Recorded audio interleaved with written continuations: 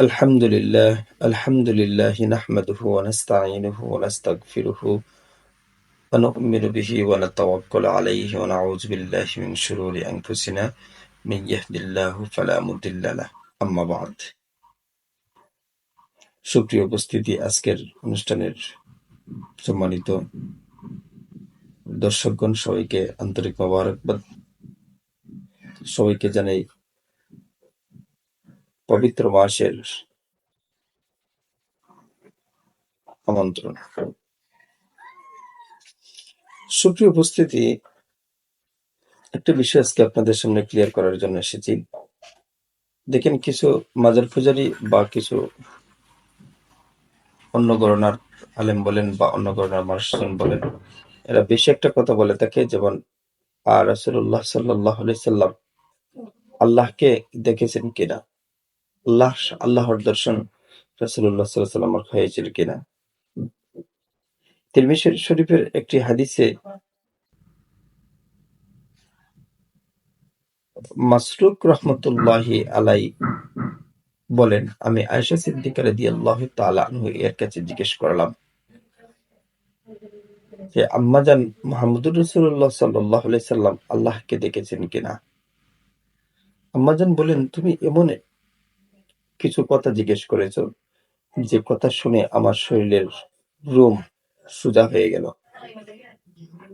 আমি বললাম, আম্মাজান, লাকাদ রাআ মিন আয়াতি রাব্বিহিল কুবরা, তিনি তো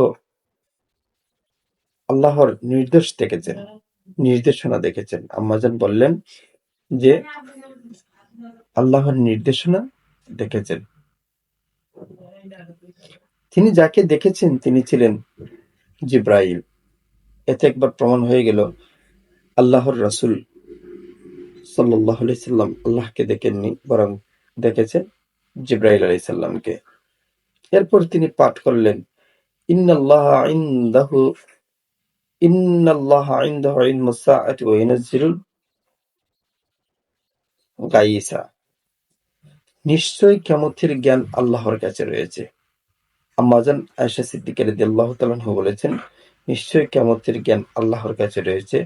আল্লাহর কাছে যে 5টি জ্ঞান গোপন রয়েছে, এমন 5টি জ্ঞান যদি কেউ বলে যে মুহাম্মদ রাসূলুল্লাহ সাল্লাল্লাহু আলাইহি সাল্লামের কাছে রয়েছে, তাহলে সে অবশ্যই আল্লাহর সাথে কি করলো,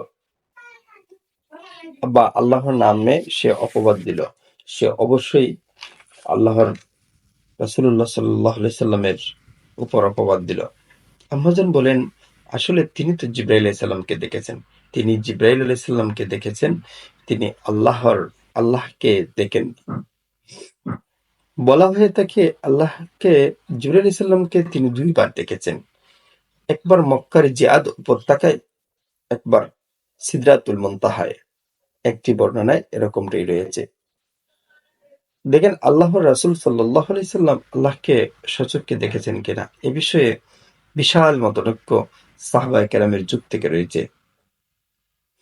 প্রায় বয়োজ্যেষ্ঠ যত সাহাবী রয়েছেন, যেমন ইবনে আব্বাস রাদিয়াল্লাহু তাআলা আনহু মতে আল্লাহর রাসূল আল্লাহকে দেখেছেন, এবং ইবনে মাসউদ এবং আম্মাজান আয়েশা সিদ্দিকা রাদিয়াল্লাহু তাআলা আনহু তারা বলতেছেন যে না, রাসূলুল্লাহ সাল্লাল্লাহু আলাইহি সাল্লাম আল্লাহকে দেখেননি। মুহাদ্দিসিনে কেরাম একটা ব্যাখ্যা দিয়েছেন। মুহাদ্দিসিনে কেরাম বলেন, মিরাজ যেহেতু সশরীরে হয়েছে, তাই রাসূলুল্লাহ সাল্লাল্লাহু আলাইহি সাল্লাম চোখ এ জগতের ছিল, অর্থাৎ দুনিয়ার জগতের ছিল, তাই তিনি আল্লাহকে দেখেননি। আল্লাহকে তাই দেখেননি। আমরা এমন কথা বলবো না যে কথার কারণে আমাদের ঈমান নষ্ট হয়ে যায়। আল্লাহর রাসূল সাল্লাল্লাহু আলাইহি সাল্লাম আল্লাহকে মেরাজের রজনীতে দেখেছেন কিনা, এটা আল্লাহ এবং আল্লাহর রাসূল ভালো জানেন। আমরা আরেকটা বিষয় ক্লিয়ার হয়ে যায়, সূরা নজমের আয়াতের ভিতরে আল্লাহকে দেখার কথা এই আয়াত দিয়ে প্রমাণ করে অন্যান্যরা যে এটাই নাকি আল্লাহকে দেখেছেন, এটাই হচ্ছে তাদের দলিল। সূরাতুল নজমের আয়াতে আল্লাহকে দেখার কথা বলেন, তাদের কথা কতটুকু আসলে যুক্তিযুক্ত বা সত্যতা প্রমাণ করে।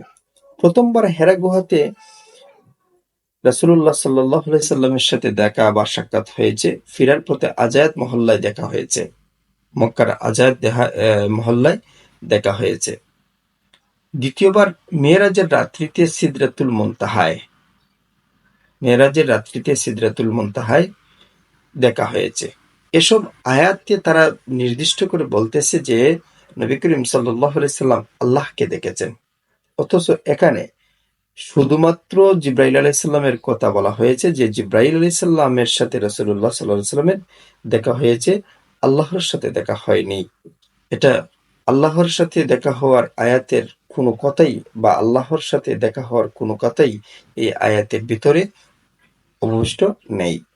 এখানে মানুষকে বিভ্রান্ত করা হচ্ছে যে রাসূলুল্লাহ সাল্লাল্লাহু আলাইহি সাল্লাম আল্লাহকে দেখেছেন, অথচ আল্লাহকে তিনি দেখেননি, দেখেছেন জিব্রাইল আলাইহিস সালামকে।